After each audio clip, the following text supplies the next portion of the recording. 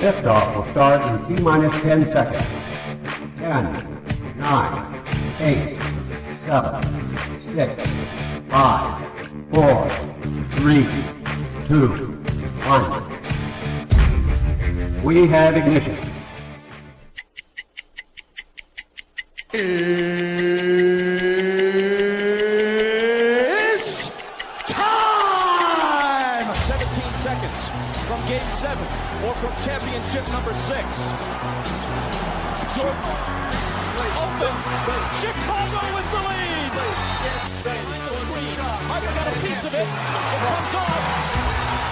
The Chicago Bulls have won their 6th NBA championship. Tying run at second, 2 out. Palmero over the head of Jenks. Uribe charges, throws. Out! And the White Sox have won the World Series. To the far side around the 8-yard line to Hester. Under it and to the middle with the 15 to the 20. Breaks free to the 25 to the 30 to the outside. 40 midfield. 40 30 to the coast. 20 15. Hester 5. Oh! Touchdown!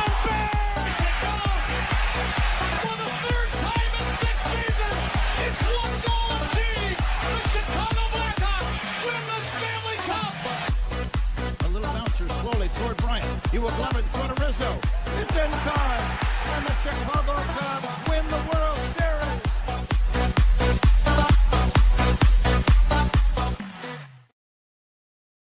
What up, what up, what up? Welcome to Shawn and Maya in the morning on this Hump Day edition. I'm your boy, the SuperBack, Shawn Sierra. Thanks for tuning in. If you're watching us on Facebook Live, well, then I guess you found us on Facebook. And if you're not following us on Facebook, what? Come on, go to Facebook, type in Sports Zone Chicago, click the like button, and now you're following Sports Zone Chicago. Simple. But wait, there's more. Go to the show's page, go to Shawn and Maya in the morning, like that page as well. So not only will you be following Sports Zone Chicago, but you'll be following Shawn and Maya in the morning as well. If you're watching us on our YouTube channel, excellent.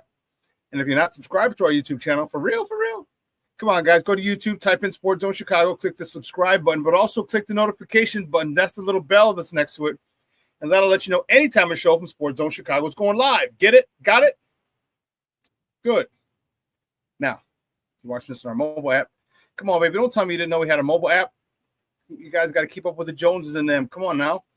Go to wherever you get your apps from. It doesn't matter whether it's iTunes or Google Play or Amazon, Walmart, Kmart, 7-Eleven's there. Zemsky, Macy, Montgomery Ward, Woolworths, Weebles, Gold Blast. It doesn't matter. You go there, you type in Sports Zone Chicago, you download it. You take us with you on a go. So not only do you get Shawn and Maya in the morning 3 days a week, not only do you get our other live shows throughout the week, and not only are they archived there like they are on Facebook and YouTube, but I'll tell you what, we give you a slew. And I mean a slew of articles, thanks to my man Clarence, Counsel III. Big up to Clarence for keeping you abreast of all articles Chicago sports related. Now, if you're watching this on our Roku channel, I like that kind of party, baby. And if you don't know, you better ask somebody. Sports Zone Chicago. We have our own Roku channel. So if you have a Roku television in the house, do us a favor. Download Sports Zone Chicago's channel to your television. Put us there next to the big boys, Netflix, Hulu, Apple Plus, HBO Max, Prime Video, Disney Plus, Paramount Plus, Stars. Man, Raising Canaan is getting good, but I digress. Put us there next to the big screen. Watch us on the big screen. Hell, we're on the big screen, right, Mickey, Vicky, now. I can also tweet the show. You can tweet us at Sports Zone Shy, that's CHI, at Sports Zone Shy. But if you want to follow me, just me personally online. Want to know what I did? Let me tell you what I did. I made it nice and easy for you folks. Nice and easy. One handle for Facebook, Twitter, Instagram, Snapchat, and TikTok. All one handle at the Shawn. As I forgot to silence my phone. We did that. Listen, we have an awesome show, but I need you to get interactive. So whatever platform you're watching us on, whether it's Facebook, YouTube, or our mobile app, leave a question or comment on that platform. It'll come up here in a thread. We'll put it up on a screen. We'll incorporate it into the show. And that, my peoples, is what makes this the best morning Chicago sports talk show around. And that's you. So bring them all, baby. Questions, comments, smart-ass remarks, because ain't nobody scared over here. Like The Rock said, baby, don't sing it.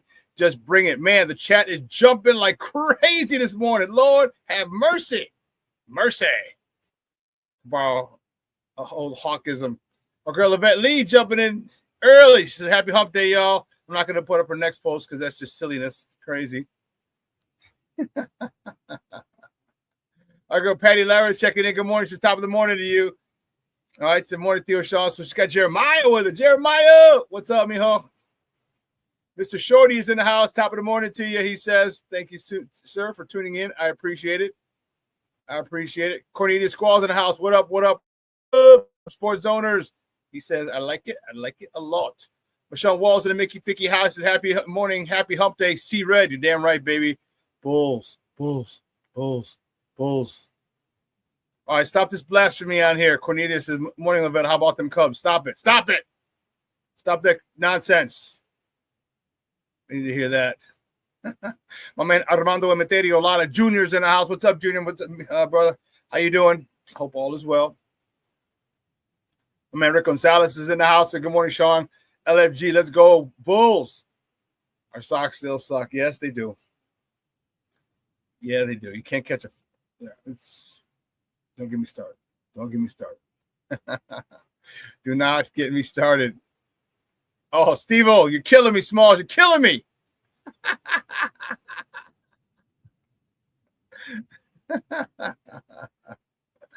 Steve-O put that in there by himself because I didn't put that in there.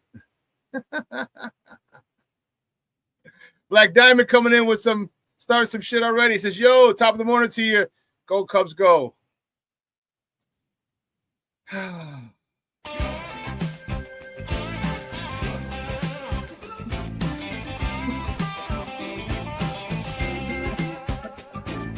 Baseball season's underway. You're killing me, Smalls. You're killing me. Mr. Shorty says, I get my app from Venture. Is that okay? That's okay, baby. It doesn't matter where you get your apps from. That's classic. Wait, Mr. Shorty, did you get him on the one on are you a North Sider or South Sider? Because you're a South Sider, you might have got him on like 45th in Pulaski. If you're a North Sider, you might have got him right off the expressway, right off of Foster.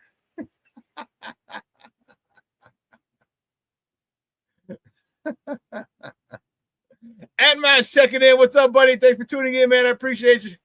Hope you're having a great hump day. Black Diamond. Just Shawn. Yeah, mission accomplished, Black Diamond. Mission accomplished.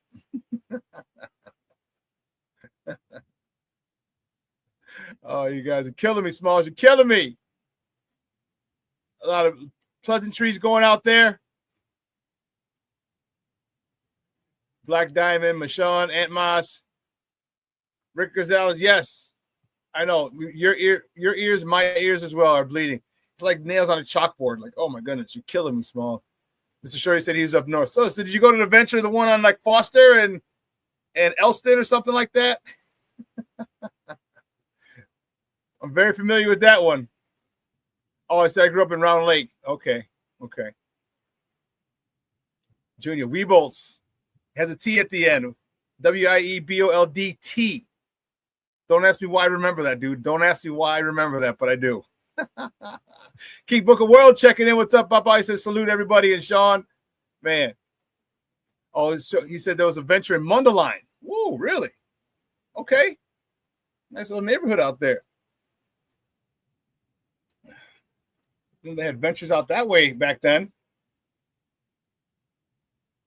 Okay. Do every day, see?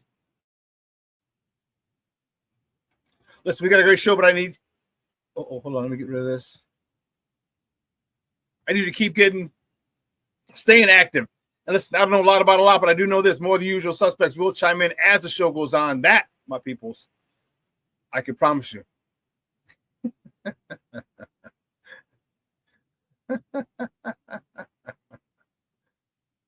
King Book of World said, Venture. Borrowed so much from them.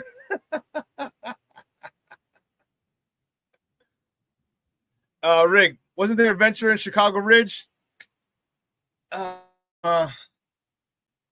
want to say yes. I'm not positive. I'm more familiar with the one right there on 42nd, 43rd in Pulaski. That's the one I remember. We would go there all the time. But there might have been one in Chicago Ridge. No, let me find out. I'll talk to some people that I know that grew up in Oak Lawn, Chicago Ridge, and they would know. All right, that's a good call, Rick. Good call. Listen, we've got a great show for you at 9:30 at the bottom of the hour. My man Jason Palmer Chicago Sky reporter, is going to join us. We have a lot to talk about with the Sky. The Sky we're involved in the WNBA draft on Monday, and man, they got some good ones. Woo, Charlie, we're going to talk to Jason about who's coming to the Shy, a reunion for one of the current Sky players and one of the draftees. So it's going to be good. I'm excited about the Sky. And you know how the women's basketball season works. So in a month, they're going to be having preseason games already. They got training camp in about a week. It's crazy. It's crazy. Yes, Rick by the mall. Yes, exactly. It might have been outside the mall, but yeah. Junior, you know I talk about the scrubs a lot, so don't even start with your nonsense. Don't even start with your nonsense. But anyway, listen, we got to get it cracking, baby. So, guys, you know how we do the first segment of every show is called Top of the Morning. It won't come just when you want it.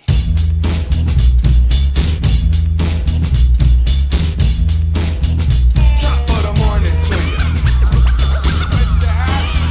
Top of the morning to you. Top of the morning to you. Yeah, let's see where we're going to start our first top of the morning topic.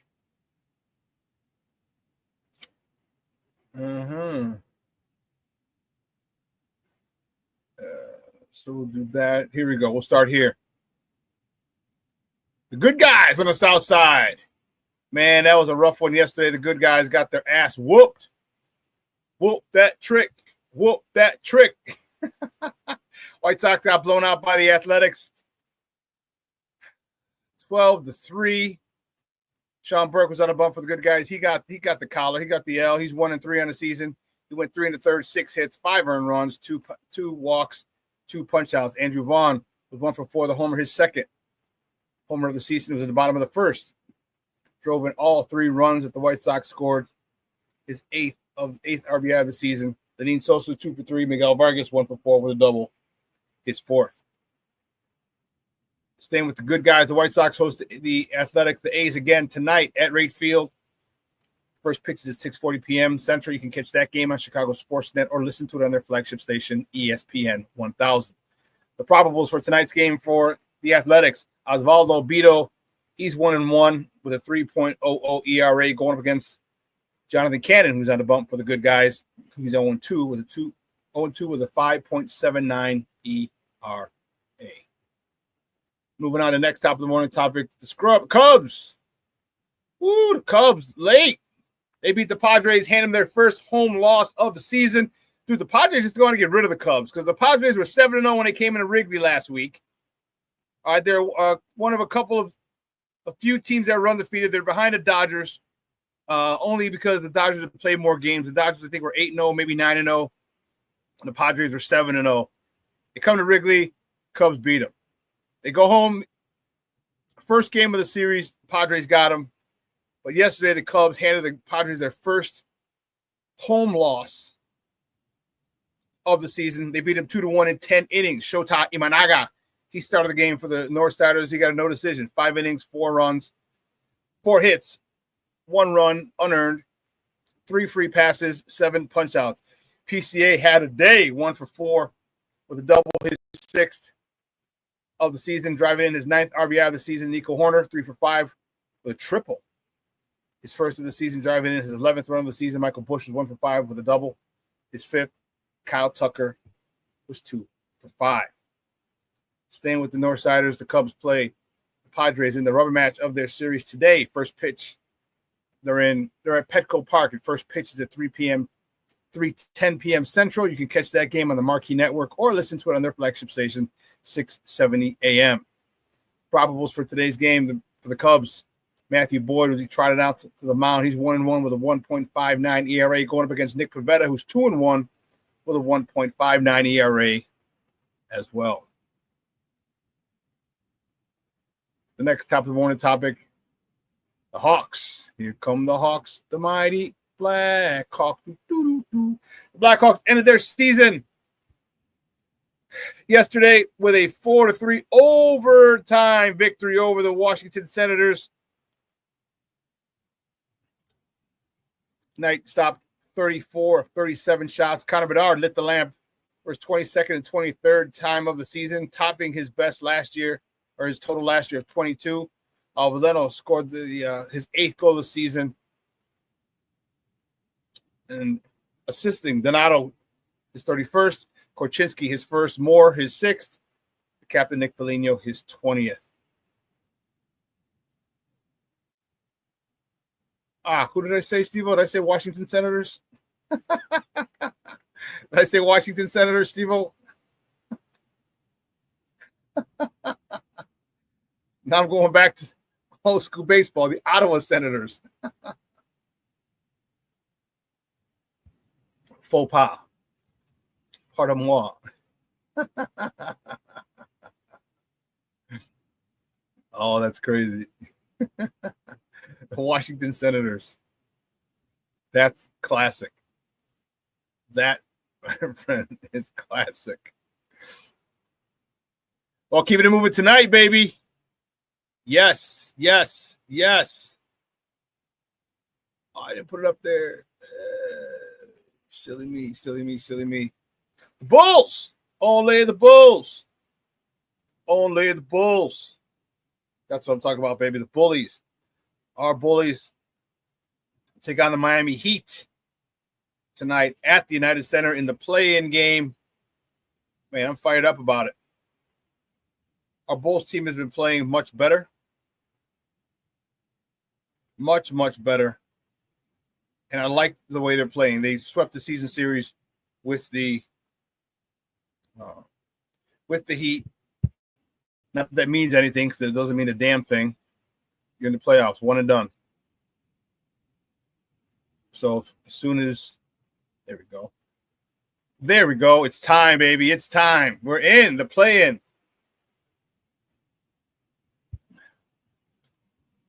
Tip-off tonight is at 6:30 p.m. Central. You can watch that game on ESPN. No longer on Chicago Sportsnet during the playoffs, the play-in, the postseason. So this game's going to be on ESPN, but you can still listen to it on their flagship station, 670 a.m. I'm fired up for this game, man. It's going to be it's got me fired up. I'm excited about it. Merchandise, yeah. Service merchandise was my store. Yes, Steve-O, you got it, baby. Yes. And King Book of World, yeah, because tonight they finally beat these mugs in the playoffs. So they've been eliminated by the Miami Heat the last 2 years. Yes, I'm fired up. Steve, don't do that. I'm getting goosebumps. And now, Ray Clay, the voice of the Bulls. Ooh, got me goosebumps, baby. That's what I'm talking about. Hey, you ain't lying, King Book of World. When teams used to hear that, it meant it was already over. That was it, baby. That was a kiss of death. Like, oh, it's time for you to lose. Like, yep. Okay.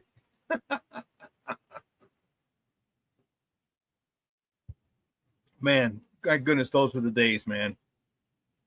You know, do you realize how spoiled we've been? Do you realize that? The Bulls of the 90s. Of the 2010s. The man in the middle. From San Francisco, Bill Cartwright. If you're a Seinfeld fan, Cartwright has a whole different meaning. Cartwright! I yell, Cartwright, you no answer? I hang up. She say curse word? I hang up.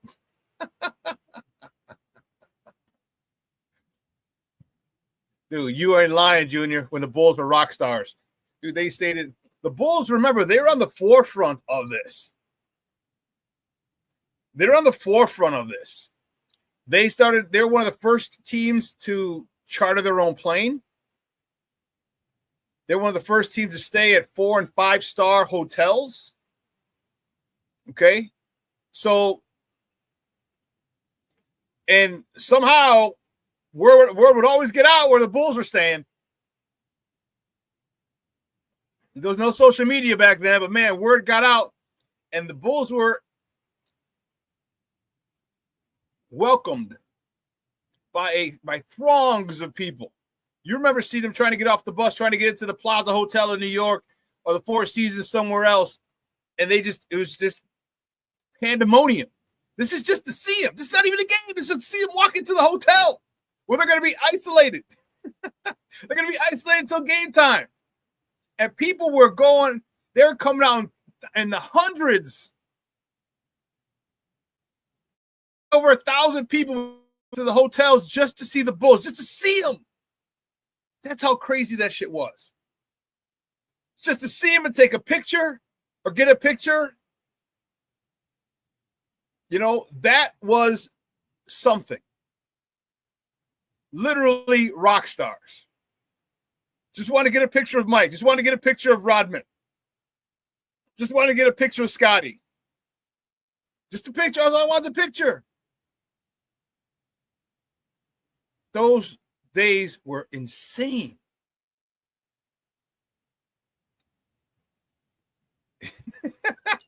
You damn fool.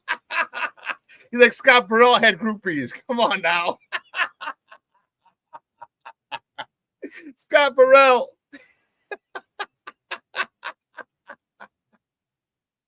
Scott Burrell had groupies. Oh, man, that's nutso. That's nutso. Scott Burrell gets groupies. Everybody love him. Oh, man, what a time, baby. What a time.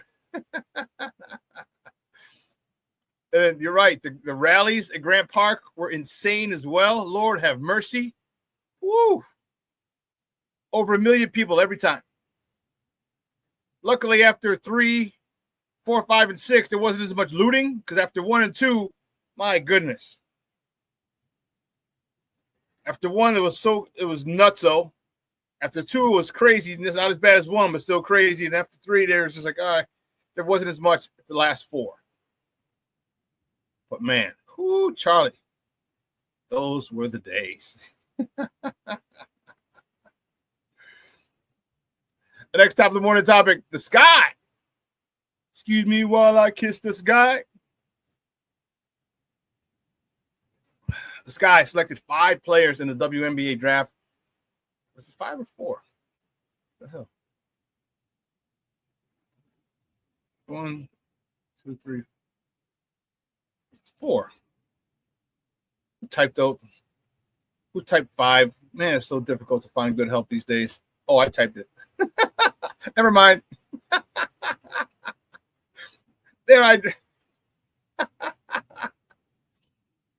Who's getting fired over this?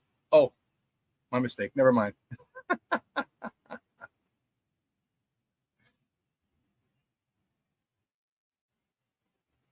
Rick, very nice. You knew that was little Jimi Hendrix, huh? Okay. That's why I love having an older base audience. I could go back and be like, oh, that's what that was. Sky, their first pick. Okay, now the banner's covering this up. Their first pick, number 10 overall, was Asa Sivka. She's 19 years old. Power forward from Slovenia who can hit the tray. She can hit the tray, let me tell you. We're going to talk to Jason Palmer at the bottom of the hour in a few moments, actually. Talk about what she can bring to the Sky. With their second pick, this is one I like a lot. Haley Van Lith, point guard from TCU. With the 11th pick, remember they had back-to-back picks. And I like this girl a lot. She's gritty. She's got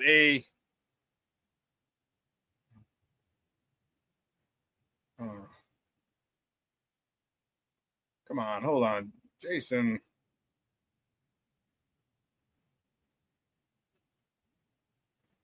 Where do we go to this one?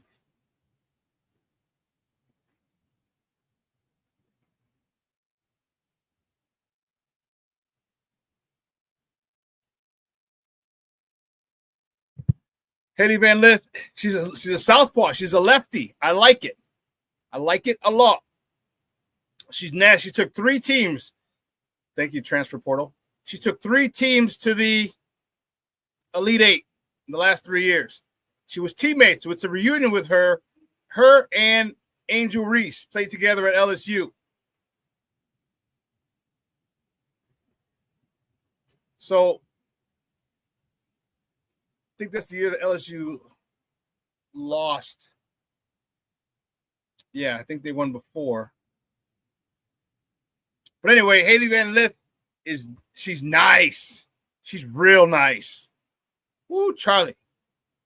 All right, then in the second round, 16th pick, they picked Maddie Westbell. She's a power forward, 6'3"-ish. She banged down low. But her game is not just banging down low. She can step out. She can hit the tray. She can get the mid-range. She can bang down low. Get down low. Get down low. Get down low. Get down low, mama. Get down low, mama. Get down low, mama.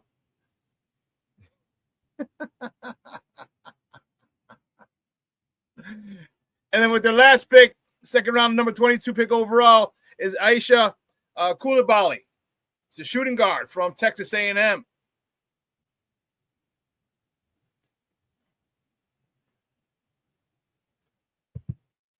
These 4 are going to help. These 4 are going to help this Sky team. Let's see. Cornelius, yes. Said the European girl looks real nice. She does. Can't wait till they team up with Reese and Kennedy. It's going to be one hell of a collabo. Let me tell you. I'm fired up about it. Big time. Which one are you talking about?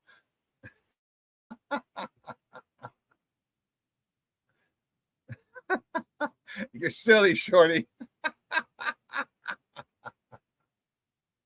You're a fool, man. Hey, listen, we're going to take a quick break. On the other side of the break, we're going to welcome my guy, Jason Palmer. We're going to talk about these girls. Because I'm excited. I'm very excited for this incoming crop of draftees. It's going to help us a lot. Big time. So listen, don't go anywhere, folks. My man Jason Palmer on the other side of the break. Keep it locked right here. Shawn and Maya in the morning on Sports Zone Chicago.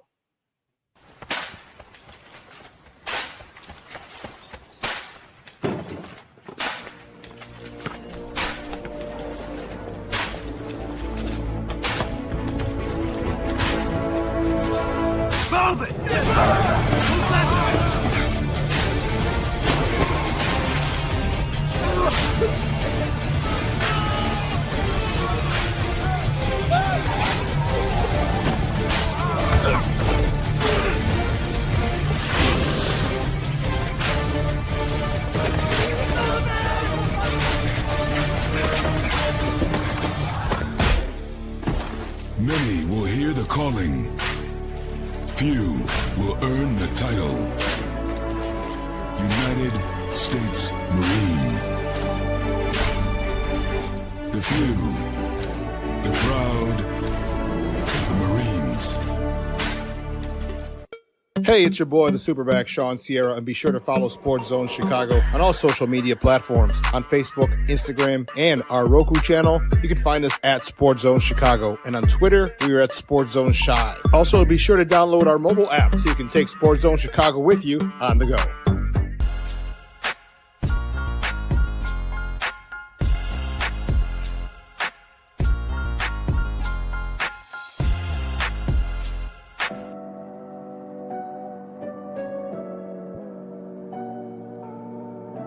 How do you take care of your mind health? For my mental health, I meditate in the mornings. I have my dogs. They're the best. I just find ways that help me just relax. Finding things that make me happy, like being close to my family. I meditate a lot and read books.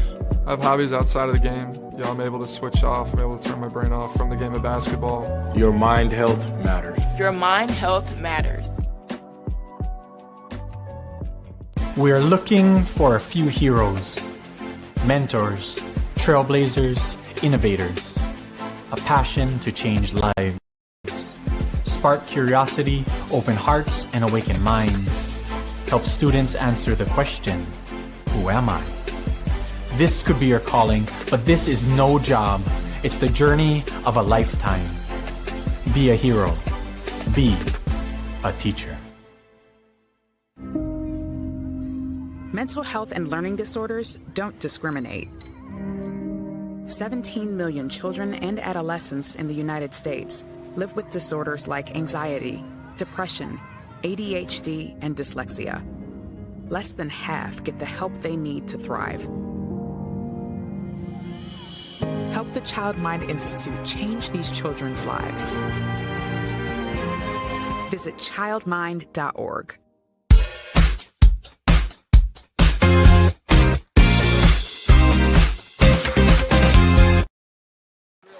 Stutzla in. A turn. Knocked away. Reaching in was Rinzel.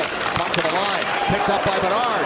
Got Rinzel with him. Here's Bernard. Feeds it back. Nazar scores from Nazar in overtime. And the Hawks win it 4-3 in Ottawa.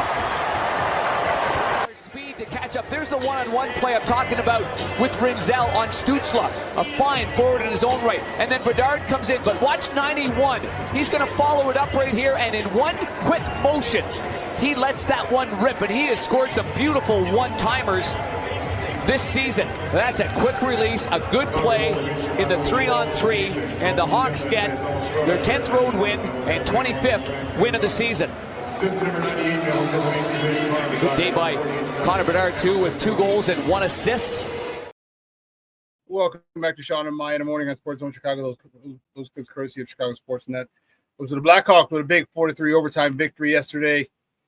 The good guys, they finished up same record as they had last year. No, that was the Bulls. They had the same record, but they had a subpar season. The growth of Connor Bedard has been in question. The development of him. So hopefully they're able to put some more talent around him and develop this young man. Because as Jason and I, who's going to join us in a moment, we saw him in his first game, his first preseason game last year at the United Center, and you can tell this kid is just special. So good luck to them this offseason in acquiring talent and developing this young man. But, man, look at the comments. Jump in. That's what I'm talking about. The planks are checking in. That's what I'm talking about. Yeah.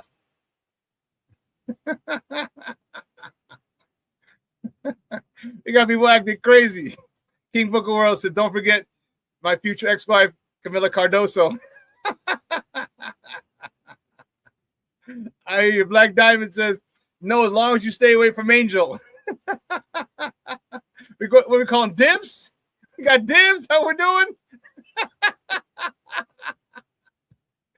Man, well, let's not delay this any longer. My guest today, I'm excited to have him on. I wanted to talk about this draft from the Chicago Sky. He's a Sky reporter. He's been covering the Sky for many, 10 years-ish or so. I'll ask him the exact. But anyway, I want to talk to him about it because I'm excited about what happened. All right, you can catch him on Twitter or X, whichever you want, at Jay Coyden, JayCoyden. Guys, welcome back to Shawn and Maya. My man Jason Palmer. Jason, what's up, Papa? How are you? What's up, man? It's actually been 19 years. 19 years I've been covering the Sky. This is my 19th year, dude. They came into existence in 2006, and I have been covering them since 2006. Getting ready to celebrate their 19th season.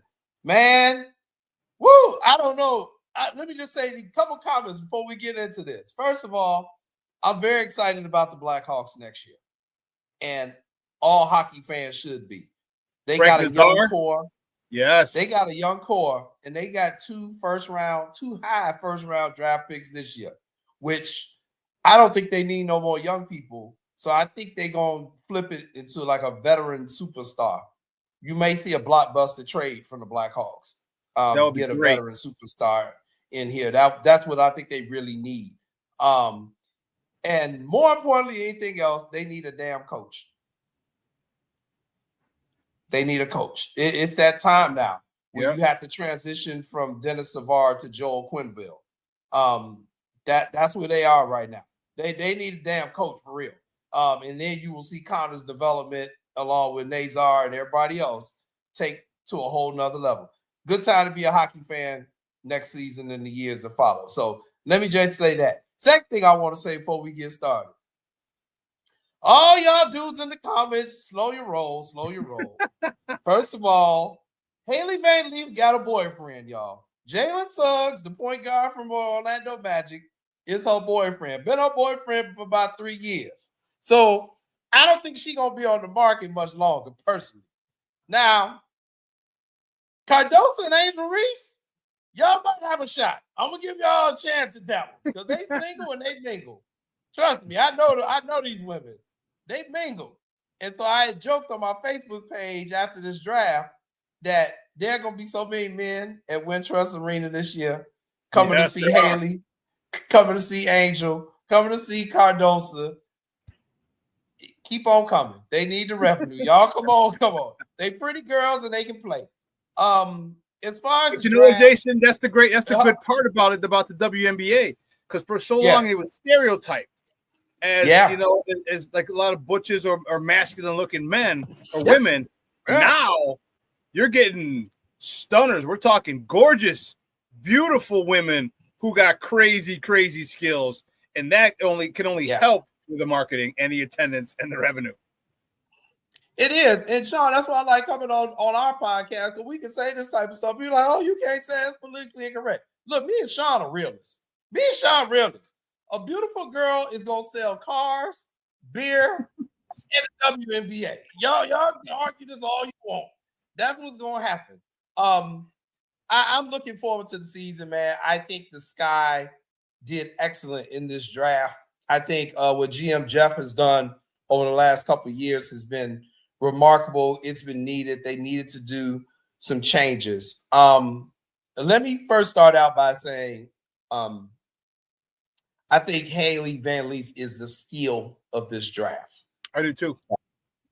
I think she's the steal of the draft. For her to have fallen to number 11, I'm going to go into my NHL conspiracy bag here for Shawn. Remember when we somehow amazingly got the overall number 1 pick 2 years ago in NHL, even though we had the lowest odds, and we ended up with Connor Bedard? And you and I both were like, Things that make you go, The number 3 market in the country doesn't have a superstar. How can we fix that? Exactly. I'm now calling the same thing with the WNBA. Haley Van Leef ain't the 11th pick, man. She ain't the 11th pick. Now, let's be honest. They could have taken her 10th because they had 10 and 11 back to back. And, you know, they went and picked her 11th or whatever. They went with the big from Slovakia as the 10th. And I'm cool with that. But in general, they got the steal of the draft. There ain't no way there were 10 other people better than this young lady. And she's going to be that point guard that they need. And she's going to learn from Vandersloot, one of the best to ever do it. Yes. I think that's the other key that people cannot forget. She's going to have an actual mentor who's going to teach her. The other thing people may not realize is that Van Leef, she played at 3 different schools when she was in college. She was one of those players who played 5 years. She started out at Louisville. Okay. She started out at Louisville, and she blossomed at Louisville after Dana Evans graduated. Dana was then drafted by the Chicago Sky. Your girl Dana, yeah. My girl Dana came to the Sky. She got her championship. Last couple years didn't work out. You know, she got traded this year, but we all know that Dana could ball, and Dana taught Haley while they were at Louisville. Okay, And now Haley's coming to the same pro team Dana was at for 4 years out of her career. You got good pedigree there. You got People look at. I know what you're saying because people forget, Jason. And I know she wasn't her coach; she was her teammate. But for all intents and purposes, that was your mentor. That was your coach. Yes. On your coach on the. And there's a very wise old man who once had a phrase at one particular point, and he talked about coaching matters. So when you get when you get a mentor or a coach that coaches you well, and remember when I don't know if I said it to you, but I've said it on the show many a time. When you go from high school to college to pro, whatever, every time you step up a level, the most important coaching is your first year. Well, she had Dana Evans, okay? And you talk about being mentored by a great one, man, that was so beneficial to Haley's development. And you just can't there's not a price tag you can put on it to have that experience for her at the next level. And then she just built off of that. Yeah, not at all. And another key to this whole thing with Haley, if you follow her college career, she had success at each one of those schools. Okay.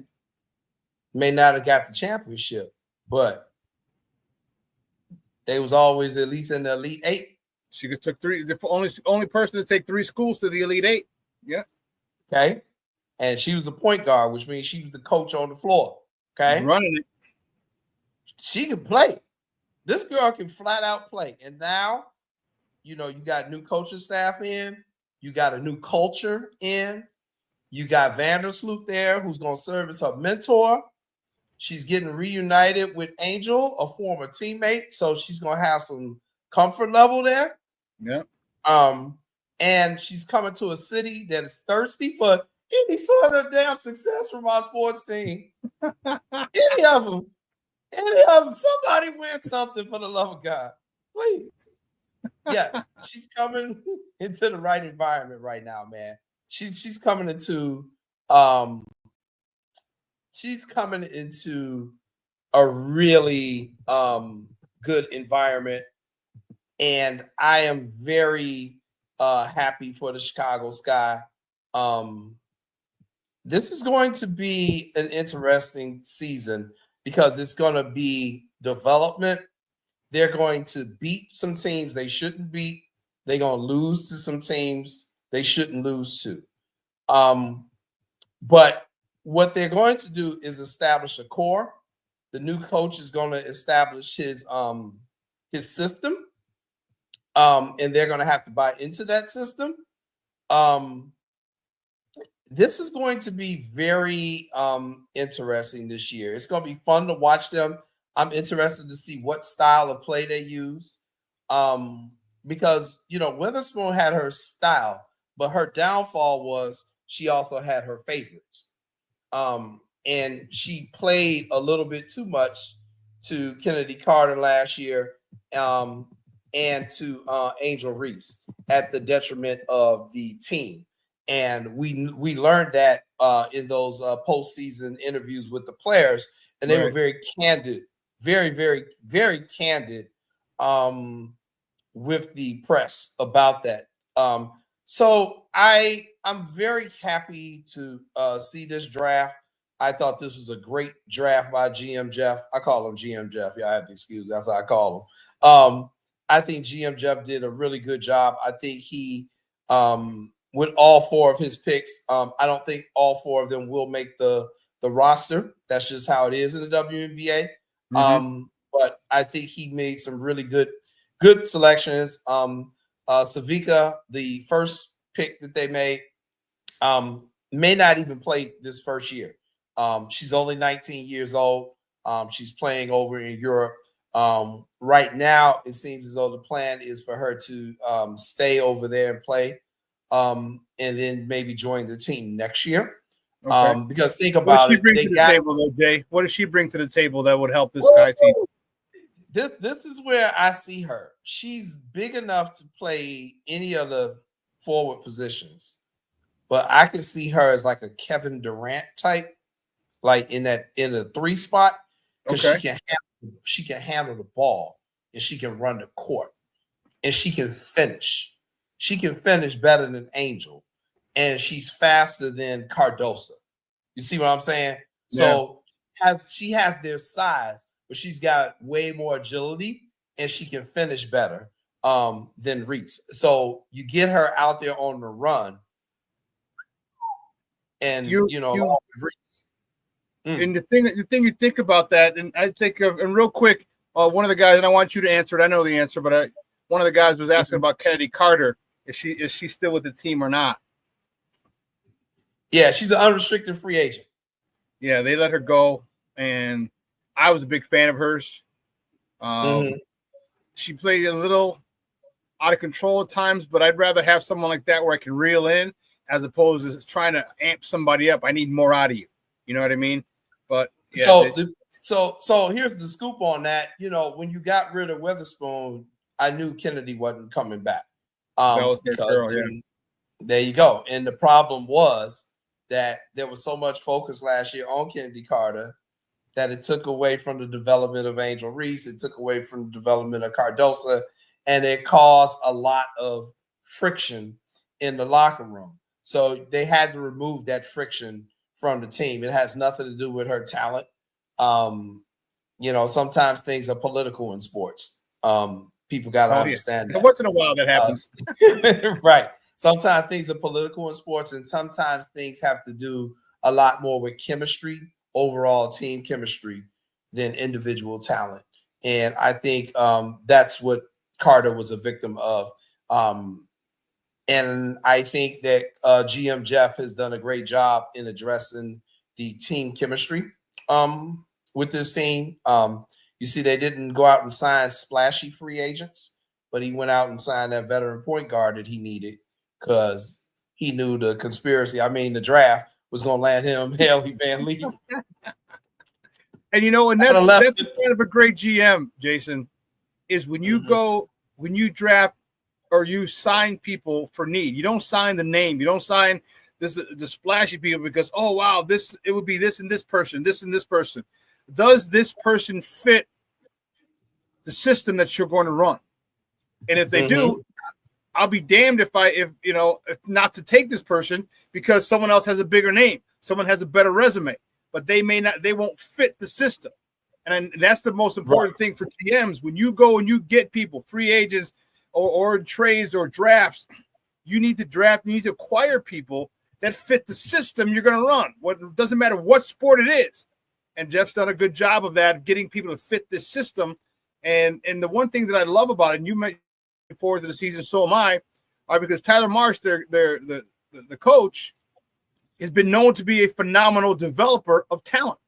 Developer. This is as you know. So you think of Angel Reese, you think of Carmilla, you think of these youngsters now that they just got, these talented youngsters.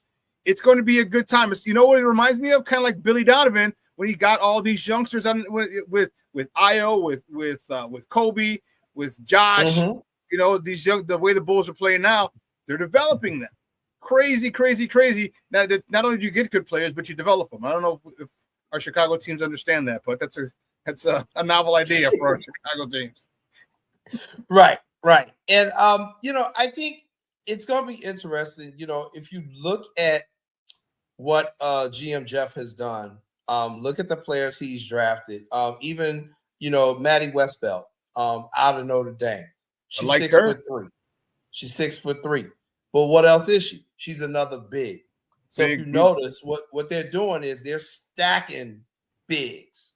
She's a big who could pull. She gets big who could step out and then pop it in your eye. You get a little funky. You give her too much room. I was like, oh, okay. Not only she bang down low, she'll back it out. I'm like, okay, I got you. Hit you with a 3, hit you with a mid range. Very well-rounded young lady player, I should say. Very well-rounded player. Yeah, and he's really stacking a lot of size. Okay, and then he goes and later on he drafts Asia out of Texas A&M. Now she a scorer. Okay, here's that scorer. Remember what we kept saying man, the Sky got to be able to score, and they got to be able to score. Need to get a bucket. They need someone to get who can get a bucket. Yep. So he went and got a bucket getter. He went out and got a bucket getter. Why? Because you did have to replace Kennedy Carter. You did have to replace Carter. Carter was getting you buckets last year. Yes, he was. You gotta get you a score from the 2-guard position. And that's what you're getting now. She averaged 25 points a game at A&M last year. And that's an SEC school. That's an SEC school. She ain't playing no Sisters of the Poor. Right. She putting up points, man. She played at Auburn. She played at Texas A&M. She done played them big schools, man. She had a season high, like I said, 25. She was averaging 13.6 and lead 13.6 and was leading the team this past season. She can flat out play, man. And the Sky did very well in this draft. Lots of reasons to be excited. With this team. The key is going to be how well do they gel. The unfortunate thing about the WNBA that we all hate is, the draft was Monday. They getting ready to start playing games in like less than a month. Yeah. So you go from Final Four to preseason games in a month. Yeah. They don't get there's no rest for the weary. And not only is there no rest for the weary, but it's what you're talking about. You're stepping up another level in competition. Yeah. And you're only getting 3 to 4 weeks to prepare for that step up. Whereas with the NBA, the season ends in April.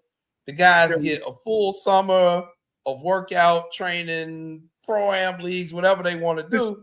Right after the draft, Jay, literally 3 days after the draft, you're in the summer league. Like, all right, boom, you go get a minor step up into the summer league of all the draft picks. Now it's not like boom, next training camp.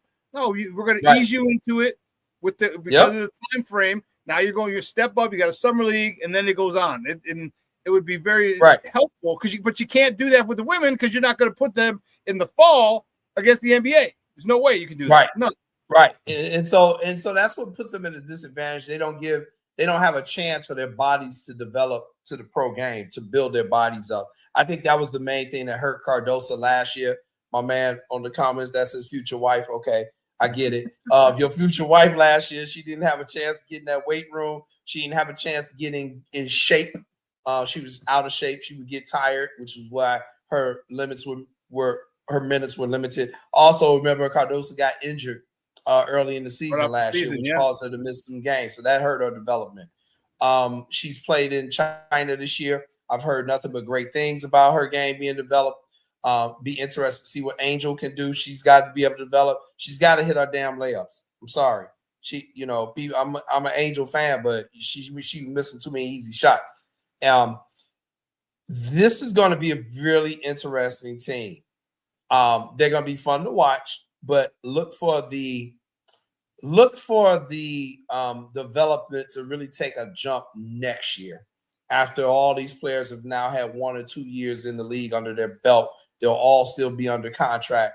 Watch what happens in 2026 with the Chicago Sky. They're going to be something to watch. But for now, reasons to be excited. I think the Sky definitely were one of the winners in the draft. There were a couple of teams. I mean, Dallas, how can you say they didn't win the draft? What they added? Yeah. Oh, my God.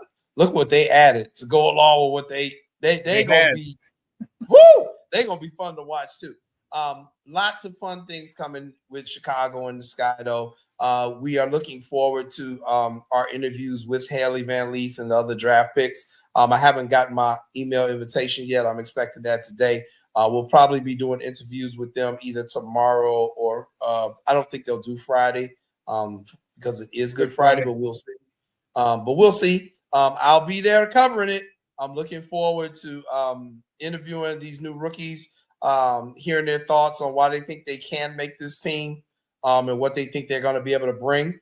I'm interested to interviewing Angel and Cardoso and asking what they've been doing to help develop their game as well. But it's should be a fun season. And let's not forget that the Sky opened the season against the Indiana Fever. Down in Indy, in Naptown. Yeah. Woo! So the WNBA has finally started getting some things right in terms of their scheduling and promoting and contracts. And moving games to bigger venues for more revenue. There you go. All these things that they've now started. More money. Right. You know, the Sky's first preseason game, Shawn, May the 2nd. Friday, May the 2nd. So, you know, what we talking? What? That's like 18, 19 days. Yeah. So, 3 weeks. Less than 3 weeks. Right. Like, go get them. You know. Let me ask you a question. What do you think the WNBA should do? Because isn't there a CBA end at the end of this year? You know, and they talked about the strike and everything. You know, and I think, you know, it's what do you think that they would do? You think there's going to be a strike? You know, this is because it's a big moment. The popularity is definitely on the upswing. All right, definitely. If you just look at the teams who are playing in NBA venues for a couple of games. All right, if you can get a couple of games in NBA venues, because you don't think the Dallas Wings are going to be moved to the American Airlines Arena where the Mavs play? You're right. When Angel Reese comes, when Caitlin Clark comes, you think you can move there? Hell, let's get moved there.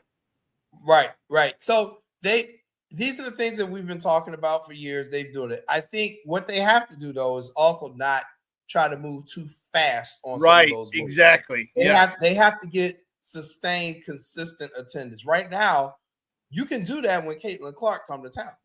You can do that. She gonna draw, right? Angel is a draw, but let's say you get another team that comes, like Connecticut. It ain't as big of a draw. Also remember this year they got an expansion team out there in Oakland. They're gonna add another. Right, they're gonna also add another expansion team next year. The league is growing, but it's like a fast food franchise. You can't keep opening franchises every week. You got to give time to develop them, sustain them. Don't overextend yourself. But the new CBA agreement is going to be very interesting. The players have said in no uncertain terms they want a lot more stuff. Travel arrangements, traveling, all that type of stuff. So it's going to be interesting. They have gotten more sponsorship dollars. They got a big TV deal that's kicking in. Expect to see those salaries go up. Expect to see the travel accommodations get better. The league is going in the right direction. But they have to develop more than just Caitlin in terms of marketing. Continue to market all the players that you have on these teams. Market the league as a whole, not just individual players. And that way you can really build your brand, because it's as successful as they were last year. It was the most successful season in the history of the WNBA. They still lost money. So you cannot forget that. So they still have a ways to go, but they are on the right track. I'm looking forward to covering the WNBA. I'm definitely looking forward to covering the Sky. So I'm going to leave it at that. And as you know, you can always get back with me. Follow me on Twitter at jcoyden, JAYCOYDEN. And Shawn, I'll definitely be checking in with you here. Tip-off is in actually a month. That first regular season game in Indianapolis is on May 17th. So you got 31 days, people. 31 days until WNBA action is back here in Chicago. Before I let you go, let me ask you this question. Do you think it would behoove the WNBA to continue to play stars specifically? All right, because now Paige down in Dallas. You got Reese here. You got Indiana Fever. Juju's coming out maybe next year. All right, you got Flau'jae at LSU. Yeah, at LSU. All right, you got Hannah Hidalgo from Notre Dame. I mean, would it behoove them to place them in various spots and then market those players? Because you market those players, guess what? It's going to filter over onto the team. Like, okay, Hannah Hidalgo's coming to Chicago. You know, they play here. Hannah Hidalgo's going to Indianapolis, to Indiana. They're playing here. Would it behoove them to start marketing those superstars even before they become stars in the league? Because these are the names that people know, because they're WNBA. You got to be there 3 years. Unlike, this is why I think the women's game is a lot more popular, because you get to watch these ladies grow. Even if they go to different teams, you still get to watch and hear about them for at least 3 years, unlike the men's game. Damn right they need to do it, Shawn. You're damn right they need to do it. And if they smart, they're going to continue to do what they've been doing. I'll give you 2 franchises that need a superstar on them. Okay. Atlanta. Yes. The Atlanta Dream. The Atlanta Dream, you need one of them superstars. So next year, Atlanta, we giving y'all Juju. Okay. Somehow the ping pong balls are going line. And Atlanta. Thank you to the accounting firm of Dewey, Cheatham, and Howe. Right, exactly. Y'all gonna get Juju. You put Juju in Atlanta. Come on, Shawn. You put a young black girl, attractive. You put in a large black city. And Atlanta, black is I don't know what. Put her in Atlanta. Okay, she need to be on the Atlanta Dream. Okay. If you're not gonna put Juju there, put Fallujah there, because she's already got some ties to the South with LSU. Right. One of them 2 got to go to Atlanta. I'm sorry. One of 2 got to go to Atlanta. And then what they'll probably do is, if you put Fallujah in Atlanta, you can get away with getting Juju at the new team in Oakland, because it's still California. Right. And since she's got the California tie, I don't think you put her on the Sparks, because the Sparks got some stars. And I'm expecting Cameron Brink to come back from that knee injury. That knee injury. And I told everybody when they drafted her, they put her in the right spot because she looked like a model. And what happened? Yes. So LA looking. Don't she look like LA? Tall, thin, blonde hair, blue eyes. Right. That ain't LA. Right. Oh, that was a no-brainer. All she needed is implants everywhere. She'd be a perfect LA girl. Right. So I think that's a good move for them. They already have people established there in LA. So I can see Juju going to the team in Oakland, Fallujah going to the team in Atlanta. And then you got Hidalgo. You probably need another team to put her. She may be, the first pick in the new expansion city. Is it Toronto? I want to say it's Toronto, but I might be wrong on that. Wherever they're going to expand next year. But they got to put a star on every team. That's how they develop the WNBA. You got to put one of the big-time stars on every one of them teams. You cannot do like the NBA is doing, where you got 3 superstars on one team. You ain't got the talent pool to really do it like that. But I think what they're doing right now is the right track, and I'm looking forward to it. So I will be covering, and I'll be checking back in with you throughout the season. Jason, great stuff, Bob. I appreciate it. Again, let everybody know where we can find you on X. Find me on X at JCoyden, JAYCOYDEN. Dude, great stuff, man. I appreciate your time. Thank you.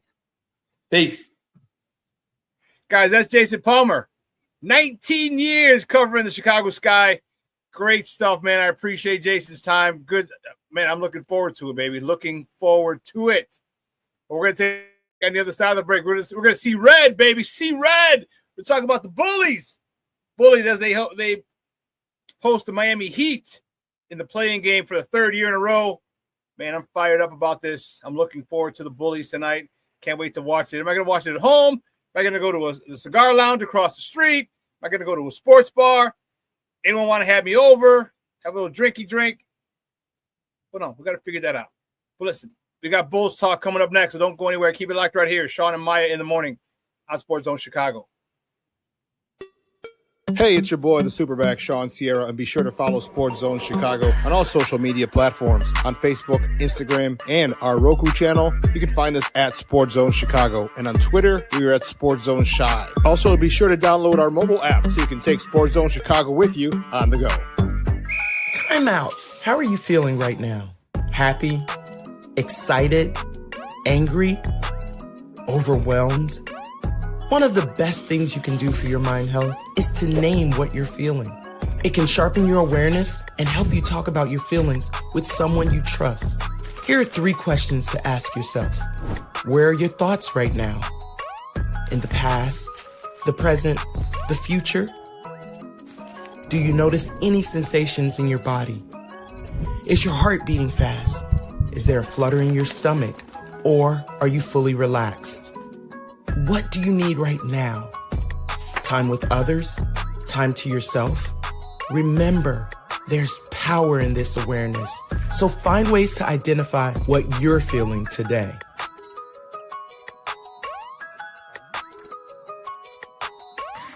Hi, guys. Hey. Hi, Megan. Hey, Jessica. Megan, you're a tramp. Brian Fitch told me you guys made out. Everybody knows. He said your breath smells like garbage. And he almost puked. He says you're the most desperate girl he knows, besides your mom. How many boyfriends does she have anyway? Lots? Your makeup makes you look like a clown. That zit is huge, zit face. Ugly.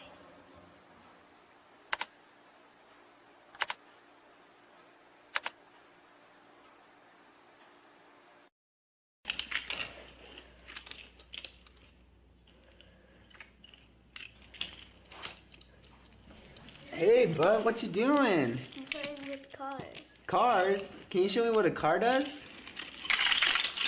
Whoa, whoa, whoa, whoa, whoa. Hold on a second. First of all, this is a school zone. So you need to put down your cell phone, stop texting, and let's get to driving. Now you're coming up to a stop sign, right? You need to slow down and stop before you hit that Y line. I want you to look left, right, left. You don't want to get hit by a car going on your left, and to your right to make sure you don't get sideswiped by a guy coming from your right. You're coming, and you see a crosswalk. You better slow your horses down, because the #1 rule of driving is always yield to pedestrians. Now stop, pull over, and you are done driving. Gosh, what do they teach you kids in school nowadays?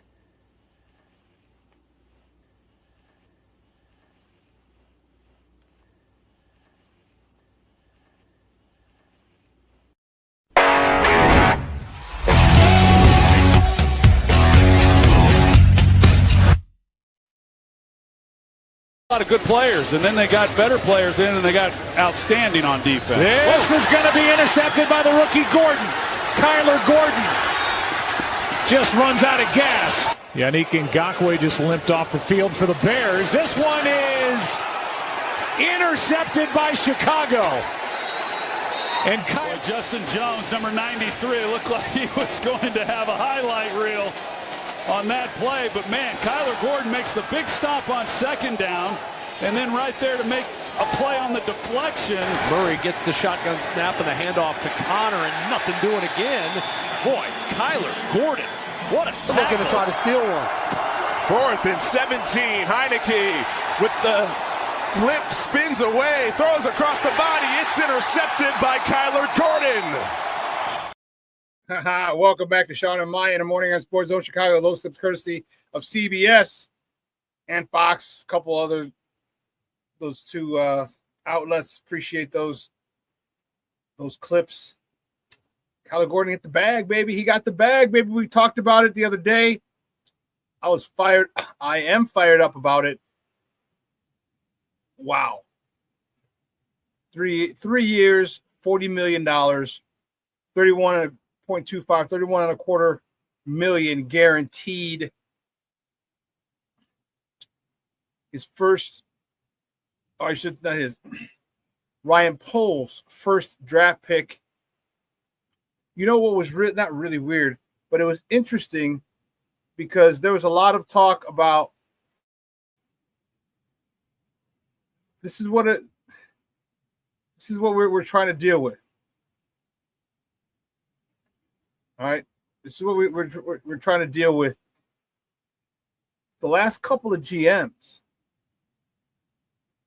all right, have had a big issue, all right, with their first draft selection, their first overall draft selection.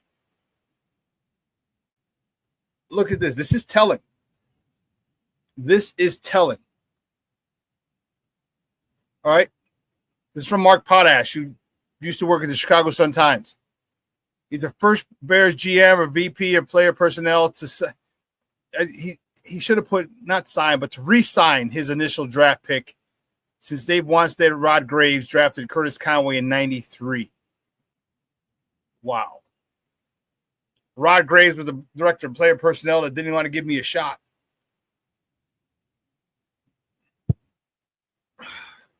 Didn't want to give me a shot. Son of a biscuit. In '93 and '94. Actually, it was '94 when I spoke with him. But if you look at the head at the bottom, Mark Hatley was the GM or VP. His first draft pick was Curtis Enos from Penn State. What happened? He's not signed following the 2000 season. All right, it's a first-round pick, 5 overall. Then Jerry Angelo. In 2002, his first year, he drafted Mark Colombo from Boston College. Remember? He was injured. Injured for a couple of seasons. And then they released him. He went on to have a decent, productive career with Dallas, if you recall. And Phil Emery in 2012. Shea McClellan. I remember he had his claim to fame was he broke Aaron Rodgers' collarbone. Okay, but then he wasn't signed following the 2015 season. Then the next GM, Ryan Pace.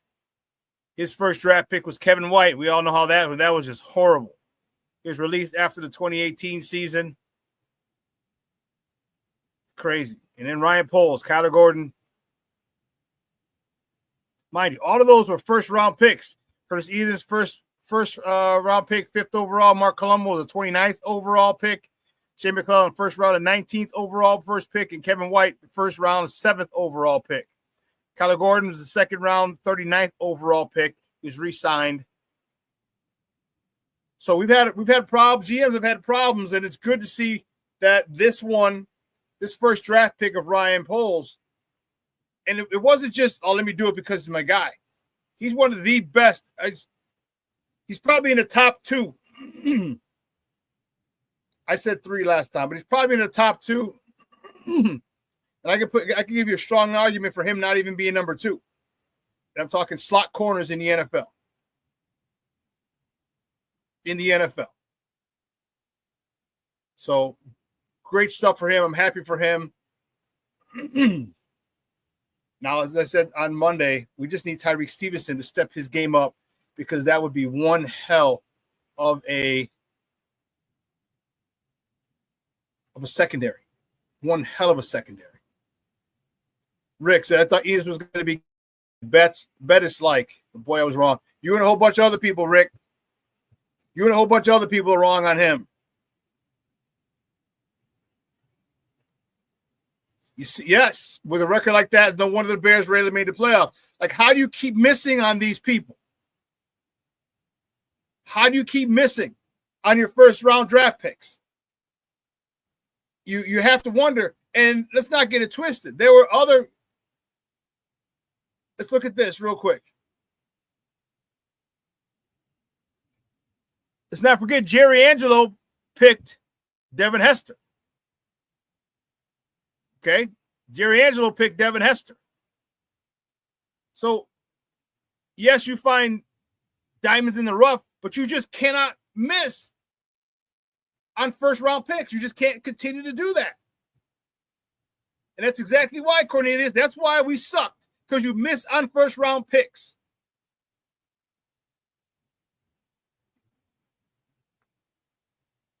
They were idiots. I'm telling you, I would have loved to have played, dude, Southside kid playing for the Bears? Come on, man. Come on, man. It'd have been like Cole Kmet or TJ Edwards. Yeah, the second round picks. Mike Brown, Devin Hester, Peanut, Matt Forte. So what was wrong with the first round picks? Why? You know why sometimes the Colombo thing sucked. All right, that was injury. And I don't recall if he was injured coming out of Boston College. I don't remember. Remember we took Stan Thomas out of Texas some years back? But he was hurt coming out of Texas. So why'd you draft him?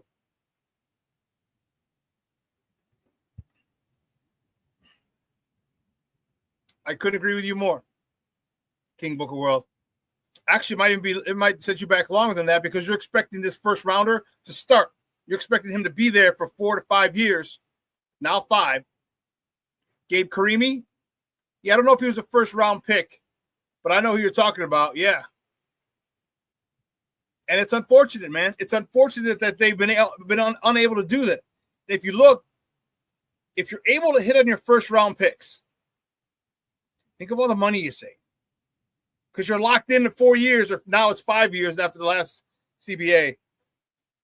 You got them for 4 years, and you can pick up their 5th-year option. You're going to want to pick up their 5th-year option if they play well. Think of all that. So you have these players for 5 years under reasonable control. But when you miss, now you got to go to free agency. And that's where you spend all your money. Ideally, free agency is supposed to be or should be used for getting that 1 or 2 players that'll put you over the top. If you're a playoff team and you just can't get to the NFC Championship game or get to the Super Bowl or win the Super Bowl, you get the free agent. Okay? Or you just can't get into the playoffs and you don't have to get the top free agent, but you get a free agent, one of the top free agents, to get you into the playoffs. Because once you get to the playoffs, believe me, anything can happen. Quarterback, when the opposing team gets hurt, boom, you move on.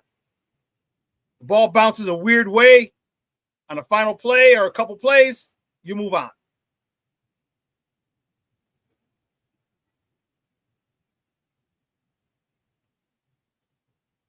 Stan Thomas and Chris Zorich were drafted the same year. Wasn't it Chris Zorich a second-round pick as well? I think he was. I think Chris Zorich was a second-round pick out of Notre Dame. So you can't continue to do that and expect to be good.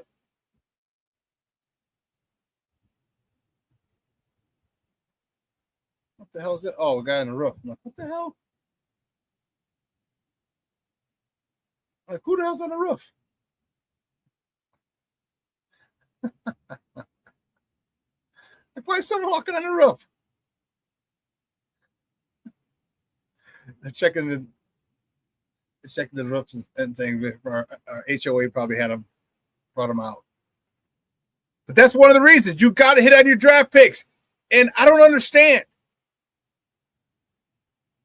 I don't understand what people look at. I don't understand scouting. You know, sometimes you're so inundated with